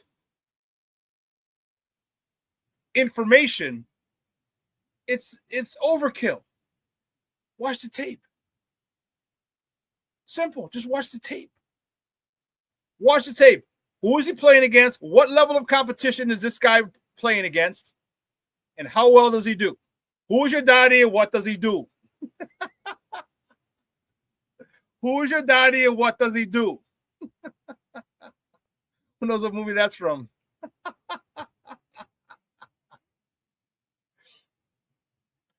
Hey, whoever puts that up first, whatever movie that's from, I'll send you a couple stickers. I'll send you the Sports Zone Chicago, the 2 Sports Zone Chicago stickers you can put on your phone or something. First person to put it in the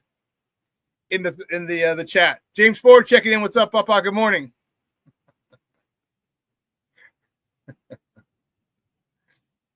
But yeah, you just can't miss. Like, I don't understand why it's so difficult. You watch guys, and then there's the human aspect of it. Some guys don't give a shit anymore. Some guys aren't built tough. Some guys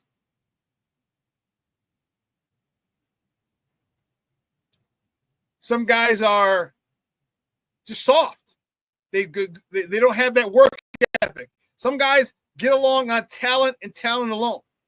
And that'll work when you get when you get to college. Possibly. Now when you get to the NFL. Talent will not, because you're dealing with the best of the best of the best. In college, you could be just as talented, but you're playing against a walk-on who elevated himself, a 3-star, a 2-star who kind of worked his way up. You're not dealing with all blue chippers. In the NFL, So, yeah, you got to see their background. That's why you talk to people, things like that. But, man, just look at the tape. Rick says, how do you feel about Odunze if he does not reach 1,000 yards? Is it a failure? No, it's not a failure. No. I'd like him to get 1,000 yards, but DJ is our number one guy. And actually, it was his birthday the other day. DJ Moore, 28.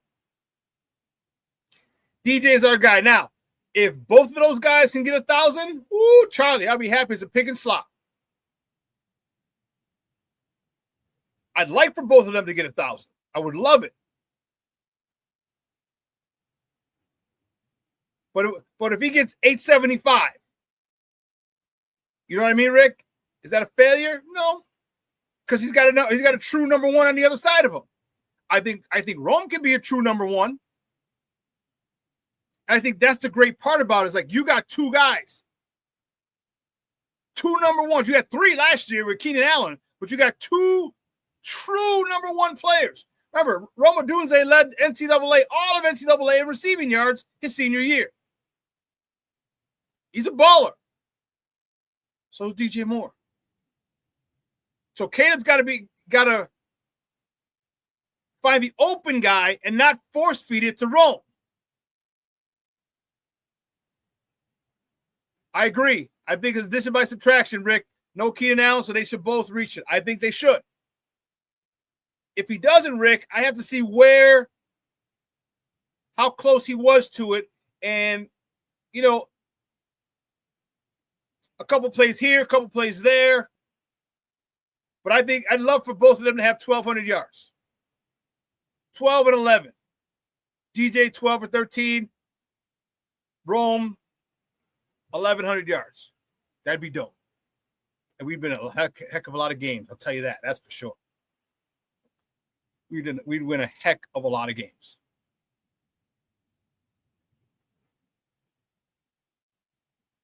I'm still standing on a table for Will for Campbell. I want that kid. I do. All right. Now the question is, one of the things that I was watching when I was watching Membu, I think Membu's a better run blocker than Will Campbell. Okay. But I think Will Campbell is a much better pass blocker. So what do you want? I think watching Will Campbell's technique when he kick steps, his technique is great. His attitude, his aggressiveness is great. But his form, his footwork is amazing. His footwork is amazing on pass pro. And I'm not saying he can't run block. I didn't say that at all. All I said was Membu, as a run blocker, is much better. He's a mauler. He's a mauler. So what do you want? You want the guy who has a great pass set? Can he get to the level on run blocking like Membu? I think you could. Can Membu get to the level of pass block as Will Campbell?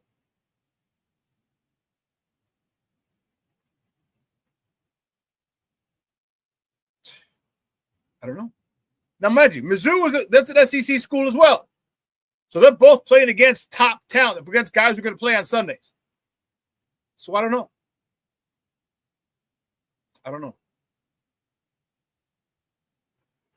But let me switch gears a little bit. Let me talk tonight at the United Center. The Bulls, baby. Bulls are hosting the Miami Heat. They won the season series against them. They swept the season series against them. But that means jack shit right now when you're dealing with the playoffs or the postseason action. I'm looking forward to it. Josh Giddey's going to be back. Everybody's going to be back playing. Now, I'm a huge fan of this team, as you know. They've won me over. All right. 15 of the last 20 games they won. Josh Giddey has won me over. Ever since the All-Star break, he's been a walking triple-double. I anticipate the Bulls winning tonight. You know what? I'm going to go to – if no one wants to go to meet up with me at a cigar bar, because the cigar bars, you got to spend $30 to get in. Or buy 3 or 4 cigars. If they want to cross the street, that's how it is. And then you can't bring any more outside food in. You used to be able to bring outside food in.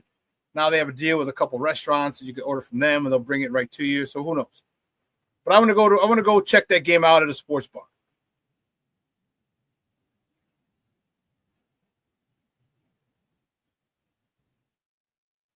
Cornelius Squall says, to me, the second round O linemen are just as good as projected first round O linemen. So get the difference makers.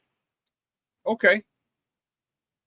So you want to go skill position? Is that why you're with Genty? Because here's the thing.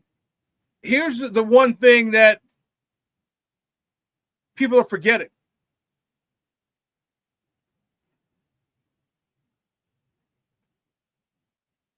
All right, people are talking about we got this offensive lineman.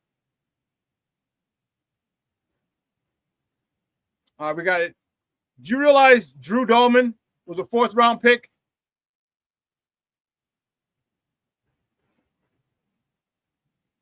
Drew Dolman was a 4th-round pick. Do you realize that?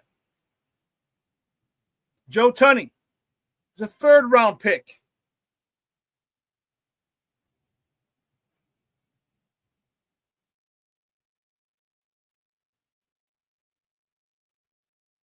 JonahJackson, a 3rd-round pick. These are the guys we paid big money to in the offseason. 2 3rd-rounders and a 4th-rounder. 2 3rd-rounders and a 4th-rounder. Not first-round picks. Sorry, I went back to – I just switched up on it real quick. I want to stay with the Bulls. Let's get back to the Bulls. This is the team that – it's got me excited. It's a team that I think can win. I think that once they face Cleveland, they'll probably win 1 game. But the thing I love about this team the most is they don't give a damn. They don't. You're number 1 overall, number 1 seed in the East. So what? Beat us. That fearlessness that they have, the confidence that they have right now is one that I love.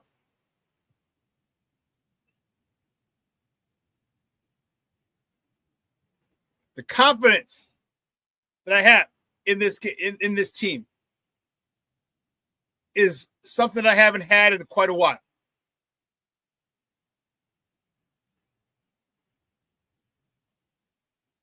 So if you want to draft, sorry, I was reading the comments and I was about to go back to the Bears. But if you want to make some noise, you want to set up next year, you win this game tonight. Now, it's playoff basketball, so the NBA has been calling a lot more or letting them play more. So you have to understand they're probably going to let you play a little more physical this game. So you can't be bitching and moaning and crying about fouls. Give me a foul. All right, Josh Giddey? Like, that's got to stop. I can't have you arguing. Give me the both palms up, and they're going back down the court to score because they got an advantage. 3-on-2, 4-on-5, 5-on-4. Can't have that. You got to play through the contact, and you have to push the envelope on defense as well. How much are they going to let me get away with? Because the Heat are cool with banging and being physical. You can't let that cue get out of your game, which means when you get a chance to run. Get out and run. You got the talent. You got the speed. You got the youth. Got a big man in Zach Collins who can run up and down the court. Jaden Smith, run up and down the court. Trail. Finish at the rim. Modest. You got guys who can run, bigs who can run down the court and finish. Because if you do, And this is why I say this sets it up for next year. You beat the Heat tonight, you win a game. God forbid you win 2 against Cleveland. But just one game in Cleveland, it springboards you into next year. Where everybody, when they come back, there's a chemistry that's there.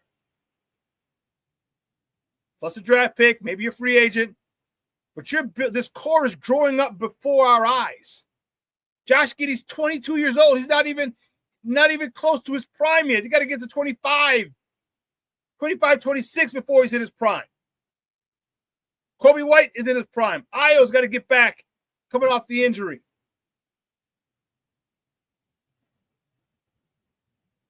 But this team is freaking exciting, man. They are freaking exciting.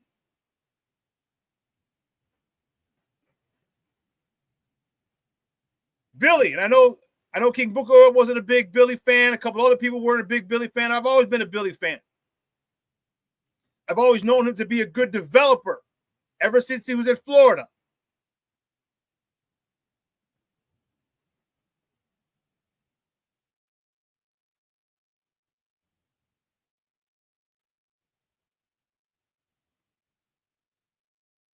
I like the combo of the team, of the player. AK, I gotta give you props. Because I thought you were on a hot seat. I thought you were close to being let go, and you're not. Not with what you've done. So make sure you tune in tonight. All right, they host the Heat, 6:30, excuse me. It'll be on the 4-letter network, ESPN, or 6:70 a.m. Going to go to the Odyssey app. Cornelius says, Billy has won me over now. For Gonzalez, we still need at least one superstar to get out of the play-in game every year. I agree. We might have that superstar. Bro, we might have. His name is Matas Buzelis, and he's just about 15 to 20 pounds light right now. Imagine him putting on 20 pounds. He will develop. He will fill out like the Greek Freak did. The Greek Freak's not huge, but you can tell he's been in the weight room. But when he first got in here, remember Joakim Noah, when Joakim Noah first got here, man, he was skinny as all get out. Found that weight room. He'd be on the free throw line. You see that vein in his bicep as he's at this free throw line about to shoot a free throw. You know he was working out. You know he was getting his body ready. We might have that superstar, Rick. He's just got to grow into the role. The kid's 19. This kid's got at least 6 years before he hits his prime. At least 6 years before he hits his prime. He's 20 years old. At 26, we got 6 more years of this kid. And if he continues to improve, Lord have mercy. Because he's looking good now. He should be on the all-rookie team this year. First team.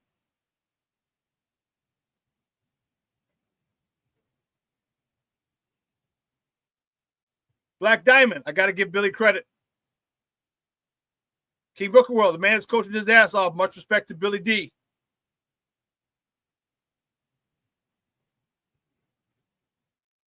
If Billy's smart, he tells Matas to live in the weight room. He will. And he talked about it yesterday on the radio. He talked about Matas working, understanding. He said he wants to get in the weight room. He wants to get bigger, wants to get stronger. I love it. Like I'm telling you, the 26-27 season, woo, Charlie, you better watch out. That's 2 seasons away. He'll be 22. He'll be where Josh Giddey is now.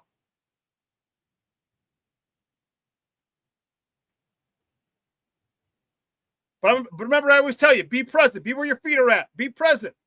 I'm looking forward to tonight. Tonight you can make a big statement. Tonight you can say, look, we are a team on the rise. You better watch out. You better put some respect on our name. Tonight's a big night for the Bulls. Big night. If you can beat Miami handily, and it's going to be tough. I'm not saying it's easy. I'm not saying that at all. But if you can beat them handily, people are going to look at you different. There's 2 things that happen. Teams are going to look at you differently. But more importantly, you're going to feel differently about yourself. Confidence is great and everything, but your confidence is only founded in your success.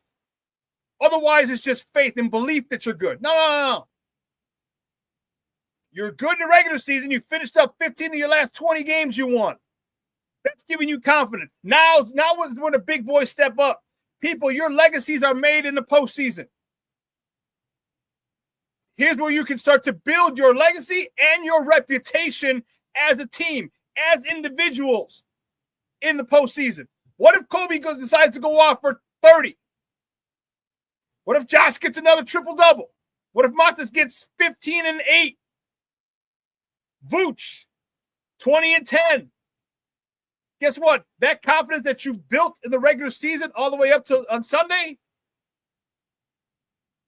and that carries over into a comfortable win against the Heat, if you can do it, man, that puts some big time confidence in you now as a team, as an individual. You damn right, put some respect. Put some respect on that name. King Book of World. Cornelius, you ain't lying. Dalen Terry and Julian Phillips contributing. Yes, they are. Again, this is development. This is development. Development isn't linear all the time. Dude, how long did it take Dalen Terry? Because for the first, is this his third year? Because he just seemed like a goofy, just like a deer, with a newly born deer, just kind of awkward and shit. Dude, now he's bringing the ball up. He's got handle. He's hitting a three. He's taking it to the cup. He's dunking it on your ass. Come on now. Dalen Terry. I thought this dude was just going to be like an energy guy, defensive guy. This is development. Julian Phillips, same thing. Don't leave him in the corner. Don't leave him in the corner. He'll pop that three in your eye. So you see, I'm getting excited about tonight. I can't wait. I may wear my 1998 shooting jersey. Just cuz, bump it. Bump it. Got the Bulls hat. You see me wearing the Bulls hat, the black one with the Bulls logo.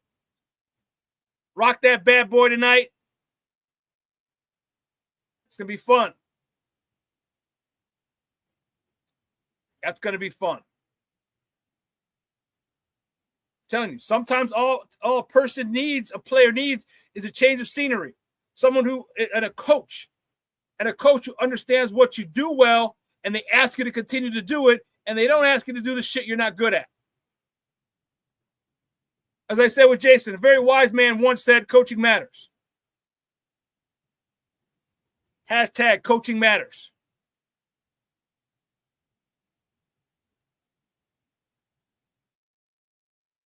Let me switch gears.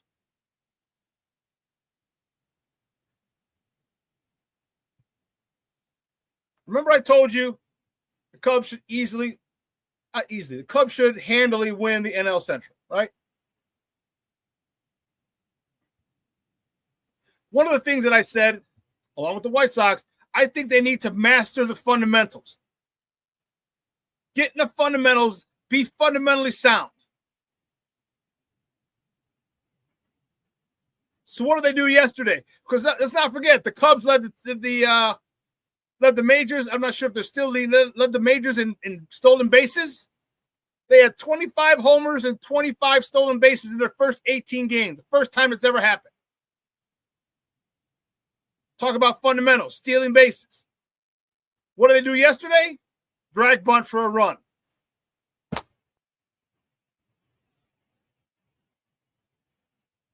Fundamental baseball. This is where you sneak out games, where you win games. What did I say? Sometimes you're going to have to be able to manufacture a run. What do the Cubs do? They manufacture the run. If the Cubs can continue to do that, guess what? They're going to scare the shit out of people. Because it doesn't matter what kind of game you're in. You want to go long ball? You want to run it up? Good. We got Dansby Swanson. Got Kyle Tucker. Got Ian Happ. Got Seiya Suzuki. We got some bats. Or you got some bats, Cub Northsiders. You got some bats. But if you need to manufacture a run, you also got bats too. You also got people that can get on. PCA. Get on, get over, get in. This is why I think the Cubs will win the NL Central. Because however you want it, pick your poison. Want to play long ball? We can play long ball. You want to play small ball? We're better at small ball than you are. Is how they feel. And if they can continue to win, and not just win, but if you can continue to score and manufacture runs, you might not even need that run. You can win 8-6, 8-3. But your first run or two was manufactured, then you hit a homer, then you hit a double, then you hit a triple, then you hit another homer. Okay, fine, boom, boom, boom. But guess what? You get comfortable laying down a bunt. So when Craig Counsell says, I need a bunt laid down, you're not like, oh, man, this is a tough situation. What I just tell you, confidence comes from success of you doing this before. So the more you keep bunting and getting on, the less your sphincter will tighten when you need to lay a bunt down. So when you do it now, when it's not as critical, and yesterday was critical, but if you do it often, it becomes second nature. And now defense has got to work because remember they don't work on bunts. No one bunts anymore. No one bunts anymore, and that's the crazy part because at the end of a game you get PCA up and you're like, damn, I can't let this guy on. It puts pressure on the defense psychologically because now I know this guy's going to bunt. Which what do we talk about? If he bunts it down the third base line, I don't know he's lefty, but even down the first base line, if it gets past the pitcher.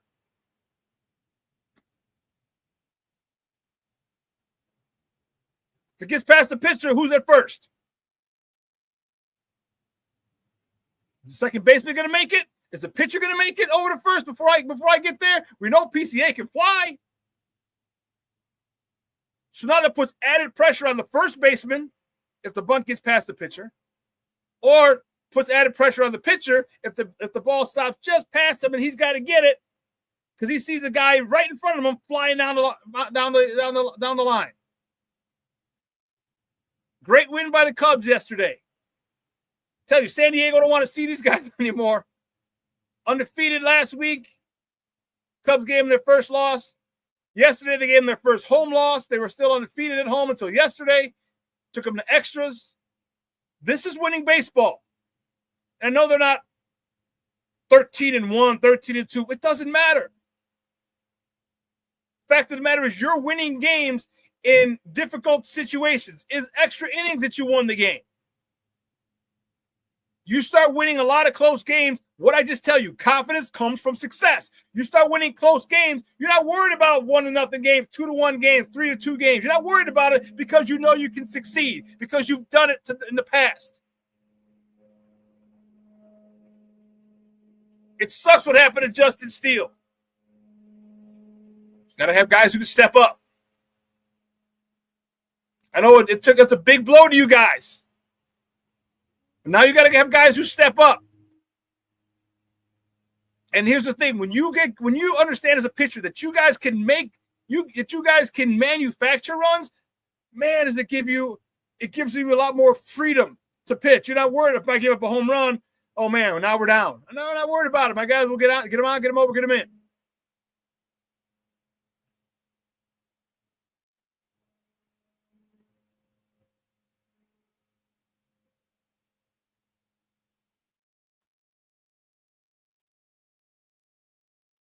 So during the rubber match today, who wins the series? Gonna find out. 3-10. Then they come back home, the Cubs, on Friday for a weekend set. They got a homestand. They got a weekend set 3 against the D-backs, Friday, Saturday, Sunday. Then they welcome the Dodgers. Damn, how many times they play the Dodgers? Damn. Didn't they just play the Dodgers? Oh, they're in L.A. Then they welcome the Dodgers Tuesday, Wednesday, and Thursday, I think. But anyway.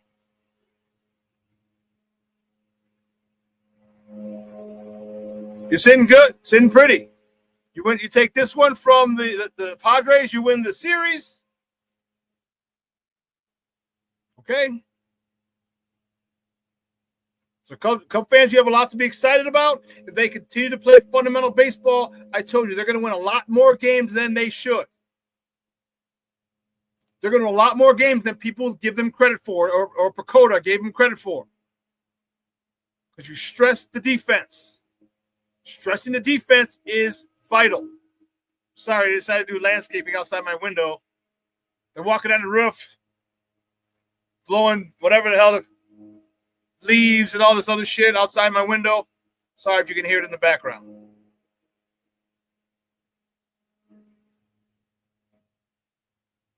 The Cubs are playing some good baseball right now.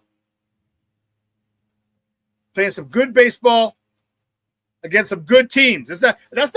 Remember, the Dodgers had were atop the NL West for a while. San Diego hadn't lost when the Cubs faced them the first time. They hadn't lost at home when the Cubs faced them the second time. Cubs ain't doing this against some busters. They're not doing it against Atlanta or Pittsburgh or Colorado. They're doing it against San Diego, Frisco, LA, Arizona. Arizona's 10-7. They're coming up next. Cubs are doing it against good teams. They're doing it against good teams. One more win today, and you're sitting real pretty.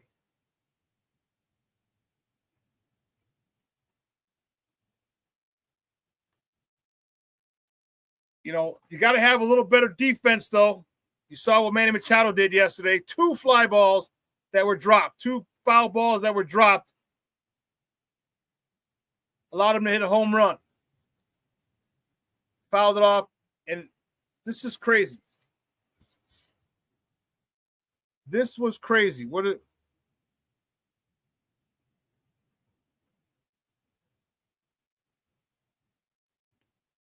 He talked about, was this with Maddie Lee from the Sun-Times. She's a Cubs beat writer.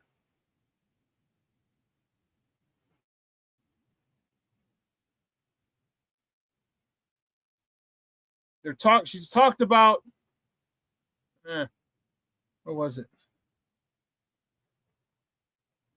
Or was that an ESPN article? Anyway, I think Manny Machado has a few 9-pitch at bats.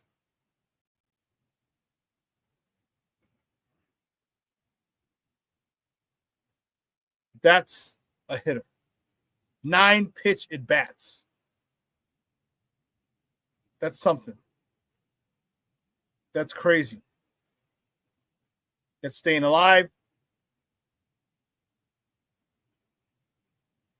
He had 11. That was the home run. He had an 11-pitch walk against Tyone on the other day. Crazy. Crazy. That's why he got all that money. That's why he gets paid the big bucks. Brandon Schutz checking in. What's up, Papa? Good morning. Thank you for tuning in. Shorty said, hey, great show, Shawn. Excellent chat today, ladies and gents. You're on fire. Got to go make lunch. See you, Mickey Ficky Friday. Thanks for tuning in, Shorty. Appreciate you. Now, the good guys, my White Sox. You got to fight, man. You got to fight. All right, you got to fight. Sean Burke, 5 runs, 6 hits, 2 homers. Come on, man. That was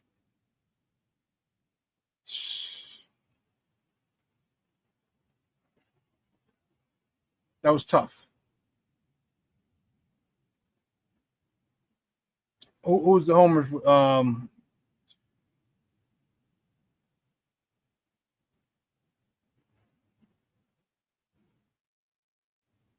Yeah, Tyler Soderstrom. He hit a 3-run homer in the first, and he hit a 3-run homer later to break it wide open. I think they were up 6-3, and he hit that 3-run homer. I mean, the second one wasn't against Burke, but nonetheless. This team is so difficult to gauge because there's so many times we've seen, I shouldn't say so many.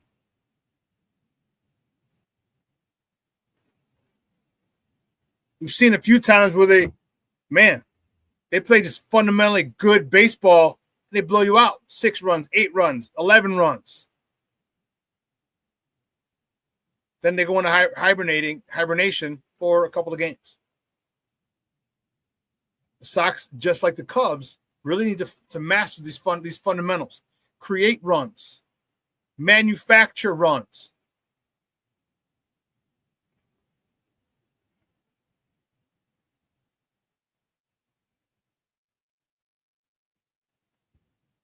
Brandon Schutzlik, I'll see you on Friday. What's up, Papa? I appreciate it. Appreciate you. Thank you for stopping in. The Sox need to manufacture a run. The Sox really need to trade Luis Robert. I love Luis Robert. I think he's a phenomenal player. I think he's a 5-tool player. He could be one of the best in baseball, but he's got no motivation. He's in a cesspool of just shit right now. Of toxic bullshit.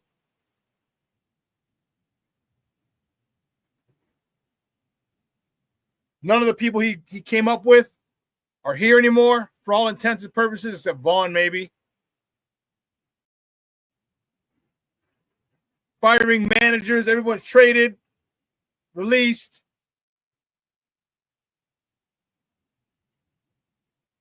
There's nothing to play for except your contract, which for many people would be more than enough reason, but for athletes, apparently not. Apparently not. Get him into a situation. Remember, they talked to Garrett Crochet last week when he got to town last Friday. And he talked about when he got to Boston and the way they handle business in Boston. He said, quote unquote, this is the big leagues. Which is a big time slight to the White Sox. He wasn't playing in the big leagues when he was with the White Sox. He saw a step up in class when he went to Boston. There's a direct shot at Reinsdorf. Chris Getz. To some extent, Will Venable. He said, this is the big leagues.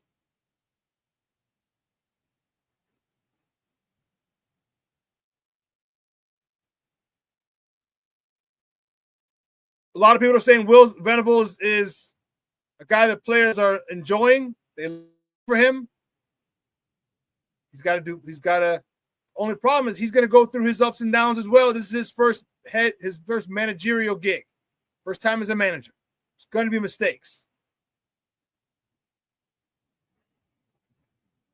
Like the first game 5, we had Shane Smith in. Took him out with 2 outs in the 7th and 6th. Instead of leaving him in to get the last out. In the bullpen, Mr. Murphy gave up 4 hits, 5 runs. Will Venable's he's got to learn on the fly, man, and it's crazy because you got a team that can win.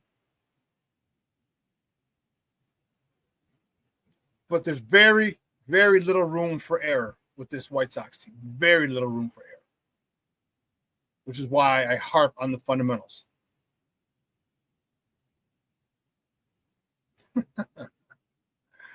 King Booker says, Reinsdorf and Chris don't gets it. He definitely doesn't get it. Definitely doesn't get it. But I'll be there in May. Was it June?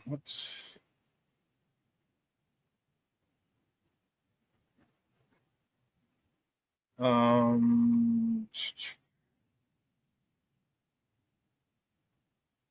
know I'm going to one of them. My guy Hirsch is having a party. Hey, you know what? Before I before I sign off, I want to say a special happy birthday to my cousin Jaime Polito. Happy birthday, Primo. I love you. I miss you. You and the fam. There's 4 kids. Hopefully they do something really cool for you this weekend, or today or this weekend. But I grew up with Jaime in the house. He was like my younger brother. He's 8 years younger than me. He just turned 46. I'll be 54 this year. It's like having a little brother. All right. And it was cool having him around, and I used to beat him up, and then he used to tell grandma, and grandma would yell at me. And he'd laugh at me because grandma yelled at me. But he's grown up into a phenomenal man, dude. It's great to see him with his wife and 4 kids. And I just love him to death, man. Just, like I said, grew up with him, and then I moved out when he was 10. We went to Holy Cross. And then we moved out. We moved into Cicero after that, when I got back from school. But big happy birthday to my cousin, Jaime Polito. It's 46th birthday. Man, time flies. I want to say I love you, cuz. And we'll hang out soon. Man, 2 hours is come and gone. Patty, thank you very much. He says happy birthday to your primo. Thank you very much. Shorty says, I'm an only child, so my cousin's practically my brother. I was an only child too. So yeah, my cousins, yeah. I feel you, Shorty. Believe you me, I feel you. Happy birthday to Jaime. I'll let him know. I'll reach out to him and let him know. But man, 2 hours is coming and gone. I want to thank my guy, Jason Palmer, for coming on talking Chicago Sky basketball. Got me fired up. Fired up about this upcoming season, which starts in about 10 seconds. They're playing the first preseason games a month on May 17th. Crazy. And just a little over a week ago, they were in the Final Four. Some of these girls.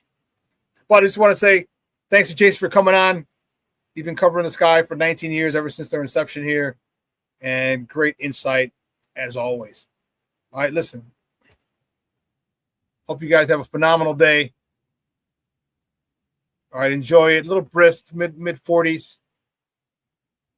Okay, do yourself a favor. Let your loved ones know you love them, because tomorrow is promised to no one. I tell you this all the time, and I think we all get it. Make sure you reach out to some of your peoples. Let them know. Send them a text, send them a voice memo, something. Just say, hey, how we doing? Hope you're having a just thought about you. Just want to say hi. Just grab some drinks this weekend. It's going to be a little rainy. It's going to be warm. It's going to be almost 80 this weekend. High 70s, but it's going to be rainy. That's okay. Still go to a patio. Still go to a rooftop.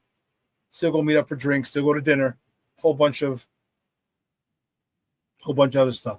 And no, we're not going to end it with the Cubs song. No, we're not doing that.